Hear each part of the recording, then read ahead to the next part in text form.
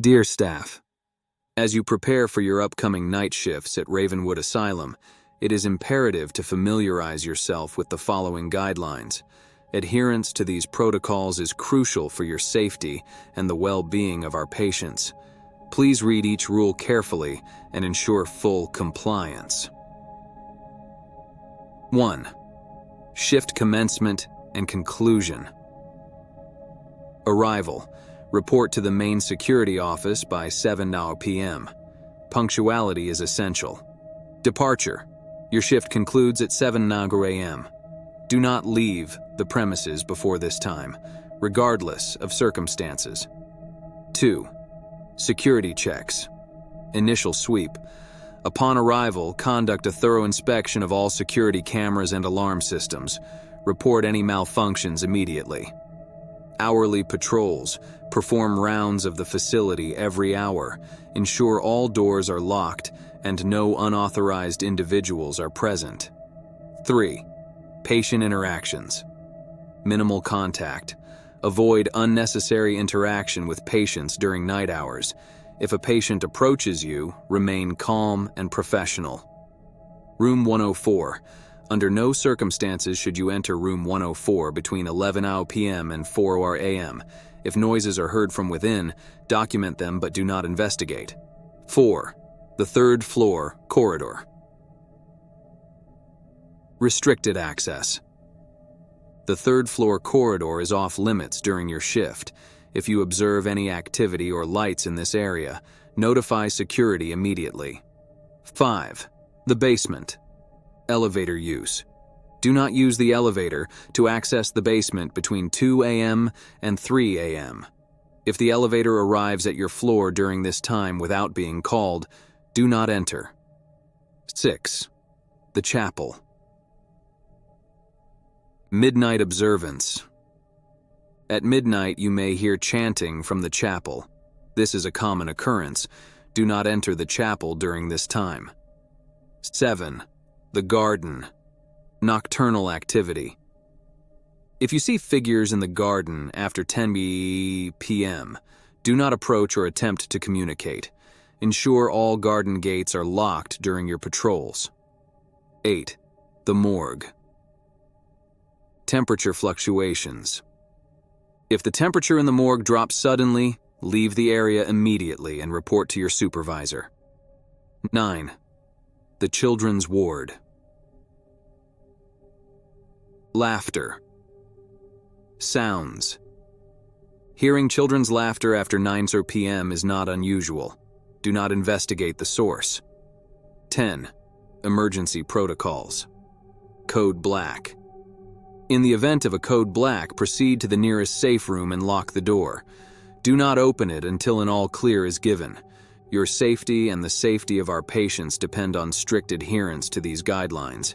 If you have any questions or require further clarification, please contact your immediate supervisor. Thank you for your attention to these matters. Sincerely, Dr. Evelyn Harper, Chief Administrator, Ravenwood Asylum. When I got the job as a night security officer at Ravenwood Asylum, I didn't think much of it. It was a quiet, run-down place on the outskirts of town, surrounded by dense woods and forgotten by time. The interview process was simple, and the pay was surprisingly good for the hours. They said the job was straightforward. Keep an eye on things, patrol the building, and follow the rules. The rules, though, they were something else. I received a crisp manila folder on my first day, marked with the words, Night Shift Guidelines. The list of rules inside was absurd, a mix of overly cautious safety protocols and outright superstitions. I laughed when I read them, thinking it was some sort of hazing ritual for new hires, but the somber face of my supervisor, a wiry man named Mr. Grayson, told me otherwise. "You follow these rules," he said, his voice low and serious. "Every single one. No exceptions." I shrugged it off at first. What could possibly happen in an abandoned asylum in the middle of nowhere? But as the sun dipped below the horizon and the asylum was bathed in shadows, I realized how wrong I was. The first night started uneventfully. I did my initial sweep, checking the cameras and locks as instructed. The asylum was eerily quiet, its empty hallways stretching endlessly under flickering fluorescent lights. I kept the folder of rules in my pocket, more as a formality than anything else. By 11 p.m., I was bored out of my mind. That's when the intercom crackled to life. "Room 104, a voice whispered. It was faint, almost drowned by static, but I was sure of what I heard. "Go to room 104. My stomach sank. Rule 3 was clear. Under no circumstances should you enter room 104 between 11 p.m. and 4 a.m. If noises are heard from within, document them, but do not investigate. I grabbed my flashlight and approached the hallway leading to room 104. The closer I got, the colder the air felt. It wasn't just a chill. It was a biting, unnatural cold that made my breath mist in front of me. When I reached the door, I heard it. A faint scratching sound like nails on wood coming from inside. I stepped back, my instincts screaming at me to run. Instead, I pulled out my notebook and wrote down everything I observed. The sound, the temperature, the oppressive feeling in the air. As I turned to leave, the scratching stopped, and the door handle rattled. I didn't stay to see what was on the other side.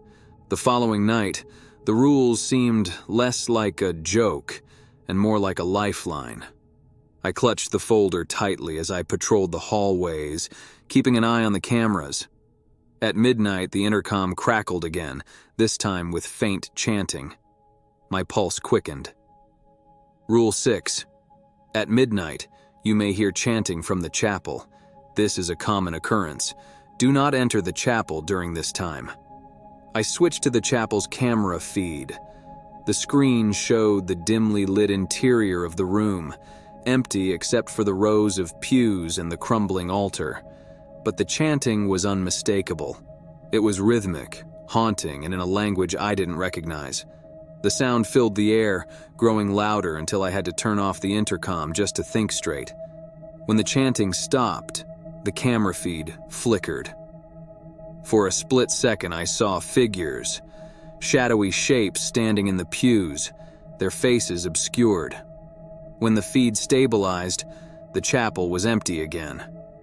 By the end of the first week, I was exhausted.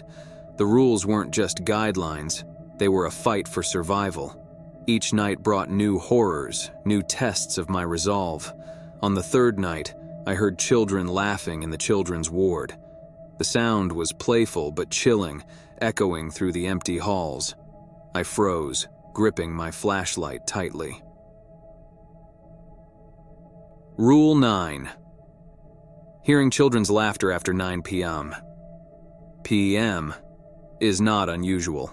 Do not investigate the source. I stayed rooted to the spot, my heart hammering in my chest as the laughter grew louder, closer. It stopped abruptly, replaced by the sound of running footsteps. I didn't turn around. I didn't dare. The basement was the worst. On the 5th night, the elevator doors opened on their own, even though I hadn't called it. I stared at the empty cab, its interior bathed in dim, flickering light. My hand hovered over the button to close the doors. Rule 5. Do not use the elevator to access the basement between 2 a.m. and 3 a.m. If the elevator arrives at your floor during this time without being called, do not enter. The clock on the wall read 2:15 a.m. The doors stayed open, as if waiting. The light inside flickered more violently, casting long, distorted shadows. Then I heard it. A low, guttural growl coming from the depths of the elevator shaft. The sound sent shivers down my spine, and I slammed the button to close the doors. They slid shut reluctantly, and the elevator descended on its own, disappearing into the darkness below. By the second week, I wasn't sure how much more I could take. The asylum felt alive, its halls breathing with an unseen presence. The rules were the only thing keeping me grounded, the only thing keeping me safe. On the 10th night, I made a mistake. During my patrol, I heard a faint tapping sound coming from the third-floor corridor. I froze, my heart racing. The rules were clear. The third-floor corridor is off-limits during your shift. If you observe any activity or lights in this area, notify security immediately. But there was no one else. No one to call. And the tapping didn't stop.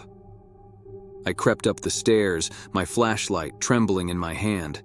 The corridor was dark, the lights overhead flickering erratically. The tapping grew louder, more insistent, coming from a door at the end of the hallway. As I approached, the door creaked open on its own. Inside was a small room, empty, except for a single chair facing the wall. On the wall was a mirror, cracked and dusty, its surface reflecting nothing but darkness. I stepped closer, drawn to it despite every instinct screaming at me to leave. In the reflection, I saw myself, but it wasn't me. My face was pale, my eyes hollow and sunken. The figure in the mirror smiled, its lips curling into a grin that didn't belong to me. "You shouldn't have come here," it whispered. I stumbled back, the mirror shattering with a deafening crash. When I turned to run, the hallway was gone. I was standing in the clearing outside the asylum, the moon overhead casting long shadows. But the asylum was different now. Its windows glowed with an unnatural light, and the shadows inside moved like they had a life of their own.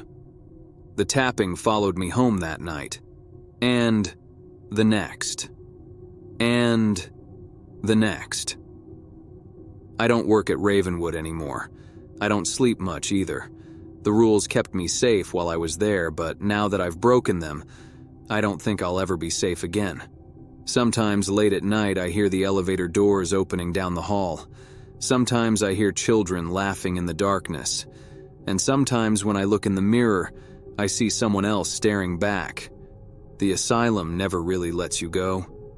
I wish I could say that leaving Ravenwood Asylum solved everything, but that place, its shadows, and its rules don't just stay behind. They follow you. They dig their claws into your soul and refuse to let go. At first it was subtle. The tapping would start again, late at night. Soft at first, barely noticeable. I'd hear it from the walls of my apartment, the floorboards beneath my feet, even my closet door. I convinced myself it was just my mind playing tricks, residual fear from those long, sleepless nights at the asylum. But then it got worse. The shadows came back. At first, they lingered, at the edges of my vision, always just out of sight. I would catch glimpses of them in the mirror or reflected in the windows of my apartment. But as the days turned to weeks, they grew bolder. One night I woke up to find one standing at the foot of my bed, its eyeless face fixed on me. I froze, too terrified to move, but when I blinked, it was gone. The worst part was the laughter. It started around the second month. A high-pitched giggle, faint but unmistakable, echoing from down the hallway. It wasn't just at night anymore. I'd hear it during the day, at work, while I was driving, even in crowded places. Always distant, always just close enough to remind me I was never really alone. I tried to tell myself it was all in my head. That's what the therapist said anyway. PTSD, he called it.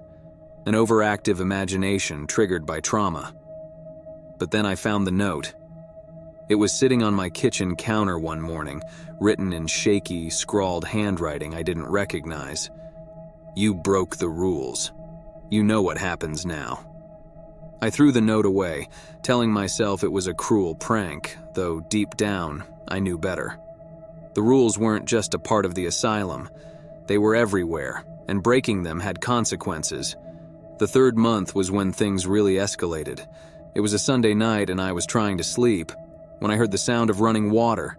Groggy, I stumbled into the bathroom to find the faucet turned on, water pouring into the sink. I hadn't touched it. I turned it off and went back to bed, but the sound came again, this time from the kitchen. I found the sink overflowing, water spilling onto the floor. My heart raced as I shut it off, every nerve in my body screaming that something was wrong. That was the first time I saw her. As I turned back toward the hallway, she was standing there, a little girl, no older than 7, wearing a faded white dress.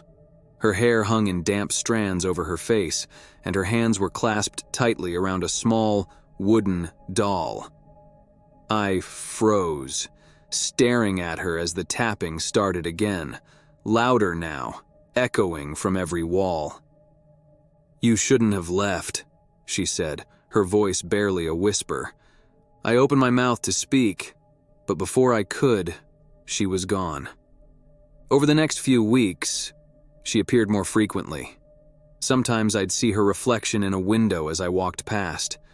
Other times, I'd catch her standing in the corner of my room, watching silently. She never stayed for long, but her presence was enough to keep me on edge. The rules began to follow me, too.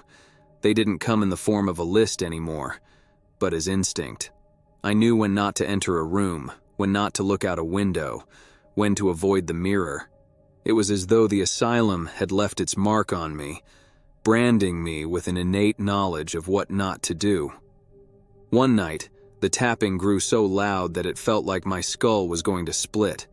I pressed my hands over my ears, trying to drown it out, when I heard her voice again. "You have to go back," she said. "No," I whispered, shaking my head. "I can't. They won't stop until you do." By the 6th month, I was barely functioning. I had quit my job, unable to focus with the constant tapping and the shadows lurking in every corner. My apartment felt more like a prison, every room haunted by the remnants of Ravenwood. I couldn't sleep, couldn't eat, couldn't think. Then the phone calls started, and they always came at 3 a.m. At first, I ignored them, but they never stopped. Finally, I picked up and all I heard was static. Static and something else, something faint, like distant whispers. I slammed the phone down, but it rang again immediately. This time, a voice spoke. "You left the door open." I don't know what finally broke me. Maybe it was the constant tapping, the laughter, the shadows. Maybe it was the note I found on my bathroom mirror one morning. "Come home." Or maybe it was the realization that no matter where I went, no matter how far I ran, I would never escape. I packed a bag and drove through the night, back to the asylum. The building loomed in the distance as I approached, its broken windows glowing faintly in the moonlight. The fence was still there, rusted and covered in warning signs, but I climbed over it without hesitation. The air was heavier here, thick with the same oppressive silence I remembered. The tapping started the moment I stepped inside, echoing through the empty halls like a heartbeat. The rules came flooding back to me, unbidden, as though the night had been waiting for this moment. I knew where I had to go. The clearing outside the asylum, where it had all started. The tree was still there, its blackened branches stretching toward the sky like skeletal fingers. The effigies had returned, swaying gently in the non-existent breeze, and standing at the base of the tree was the little girl. "You're too late," she said, her voice hollow. "They're already here." The tapping grew louder, more frantic, as shadows began to spill from the tree's gnarled trunk. They moved like liquid, pooling at the base before rising into humanoid shapes, tall, thin, their limbs bending at impossible angles. Their eyeless faces turned toward me, and I felt their whispers in my mind. "You broke the rules," they said. "Now, you pay the price." I don't remember what happened next. All I know is that I woke up outside the asylum as the sun was rising. My bag was gone, and my body ached as though I'd been running for hours. But the tapping was gone. The shadows were gone. For the first time in months, there was silence. I drove home, hoping it was over. But deep down, I know the truth. The rules never leave you. They're with me now, etched into my very being.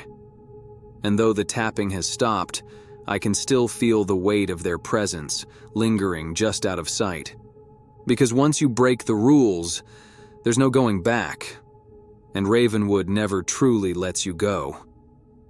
The silence didn't last. At first, I thought I'd escaped. For days there was no tapping, no shadows, no whispers in the dark. I started to believe that going back to the asylum had worked, that whatever curse or presence had followed me had been severed. I even slept through the night for the first time in months. But peace is a fragile thing, and Ravenwood was never going to let me go. It started with a dream. In the dream, I was back in the clearing. The blackened tree loomed larger than ever, its branches clawing at the sky like they were trying to pull it down. The effigies had changed. They weren't just hanging from the tree anymore. They were moving, slowly, unnaturally, as if the strings that bound them were alive. Their hollow eyes turned toward me, and in unison, they whispered, "Come back." I woke up drenched in sweat, my heart racing. But it wasn't just a dream. The tapping had returned. The next few days were unbearable.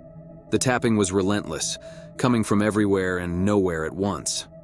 The shadows reappeared, bolder than before, standing in the corners of my apartment and staring at me with their empty, eyeless faces. And then the little girl came back. She appeared in the reflection of my bedroom window one night, standing right behind me. Her face was pale, her eyes sunken, and her damp hair clung to her cheeks. She held the wooden doll tightly in her hands, its limbs twisted and wrong. "You didn't finish it?" she said.